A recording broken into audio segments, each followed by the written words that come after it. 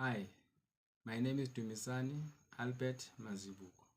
I'm a student in the University of South Africa. My student number is 14080605. Today I will demonstrate to you how my robotic project works. It's a PID controller, line follower.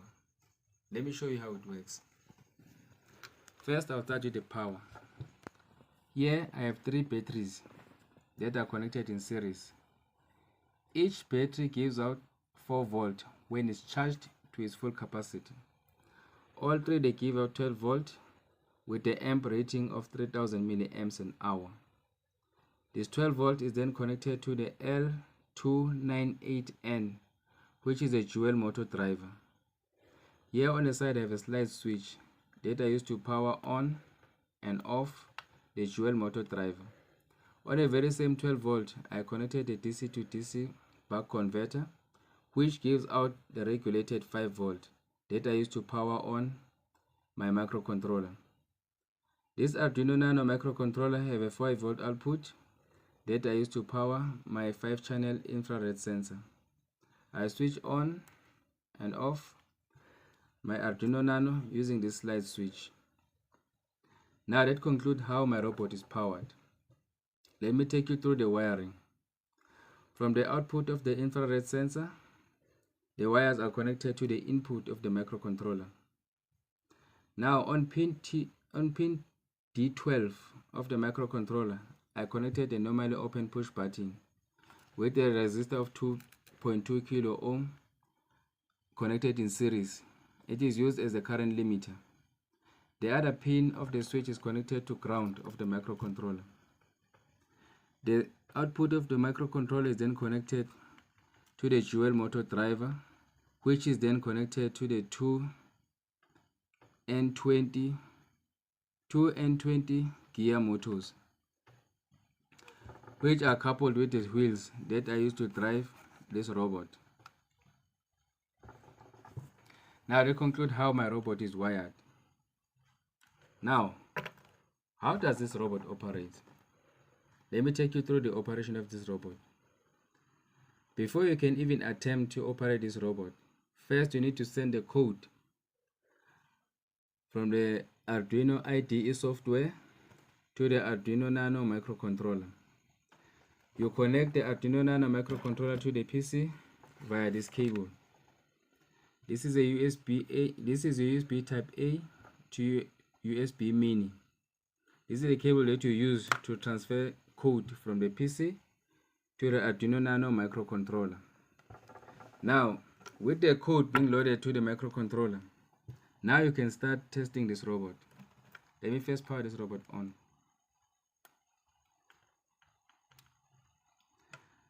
What happened is now, the 5-channel infrared sensor will sense the light intensity by transmitting the infrared via these LEDs here. These are my sensors. This is the infrared transmitter. This is the infrared receiver. The infrared transmitter will transmit the infrared out, which will bounce on an object and go back to the receiver.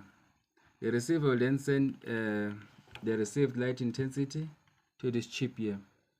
The chip will convert that light intensity into the digital format, and that digital format will then be sent to the input of the microcontroller. The microcontroller will process that data from the infrared sensor according to the code that you loaded from the Arduino IDE software. That processed information will then be transmitted to the dual motor driver, which will then use that data to drive the motor or the motor speed according to what the infrared sensor was sensing. Now, with that being said, I can tell you that nothing will happen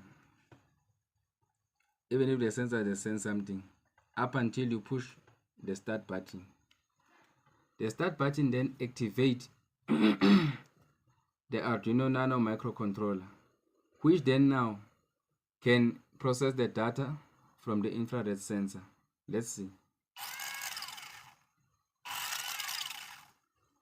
Now, how does it all happen now? Let me break it down to you. If an obstacle is on the right side of this 5-channel infrared sensor, it will then transmit back or reflect back the light intensity to the receiver. That will then be converted into a digital format and be sent to the microcontroller. The microcontroller will then process that information according to what the sensors senses. In this case, the wheel on the right will rotate slower than the wheel on the left, which will then cause the robot to steer or turn towards the right, since the obstruction was on the right. If the obstruction was on the left, the same was going to happen. But now in this case, the wheel on the left was going to rotate slower compared to the wheel on the right, which was going to result in the robot turning to the left. What if now the obstacle or the reflector was in the middle? If the reflector was on the middle, the data from the infrared was the data from the infrared to the microprocessor was going to be even, meaning the wheels were going to roll forward equally, which was going to result in a robot going in a straight line. If you pay attention here, you will see that I have an omni-wheel steel ball. This omni-wheel steel ball plays a vital role in helping the robot to turn left or right as fast as possible. Now, in the beginning, I said to you, this is a PID controller robot. What does that PID mean?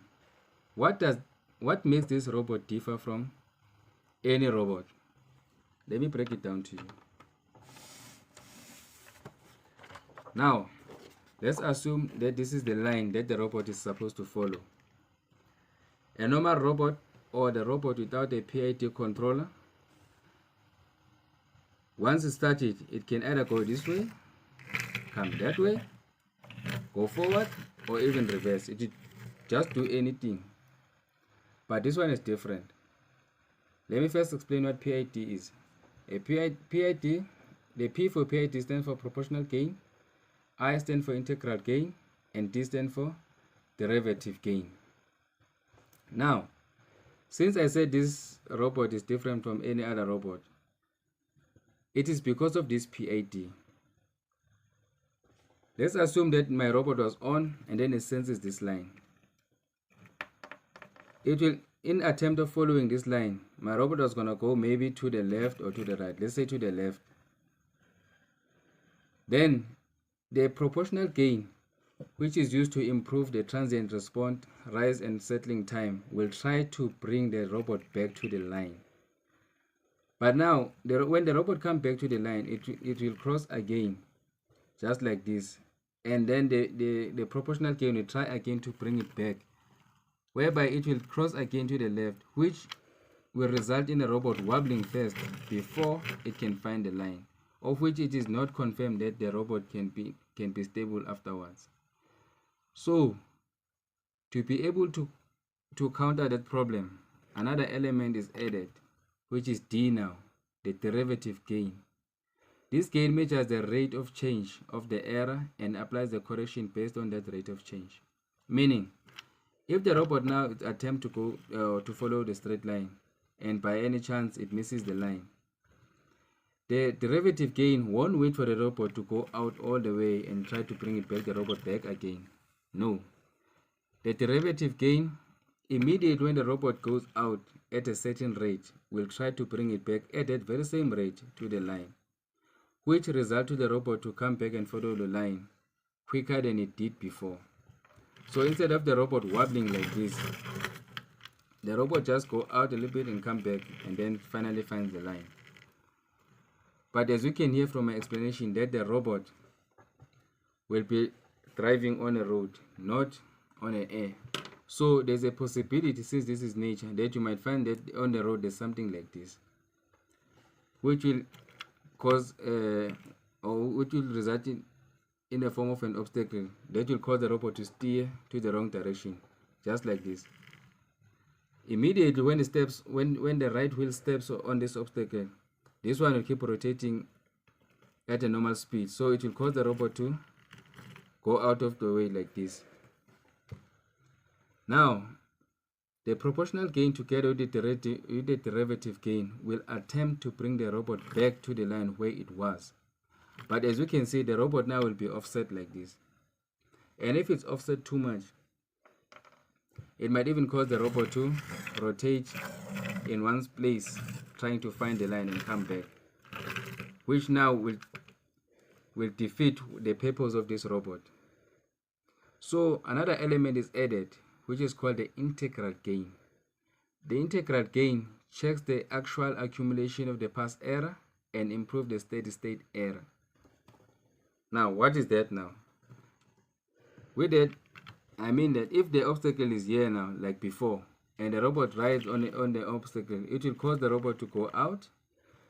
With an integral gain added now, instead of the robot going out all the way, the integral gain will then try to improve that steady state error, which will bring the robot back to the line rather than causing the robot to go all the way out. It will try to bring the robot back on the line, and that will result on the robot going back to the route that is supposed to follow, even though there was an obstacle on the way. Like I said before, the P is for proportional gain, D is for derivative gain, I is for integral gain. Hence, the robot is called the PID. But this flag is for my patriotism. There's nothing connected here. It doesn't play any role. It's just a normal flag. I just put it here to show my patriotism. Now, to conclude this presentation, I show you how the power is distributed from the source to the dual motor driver, to the microcontroller, as well as to the 5-channel infrared sensors.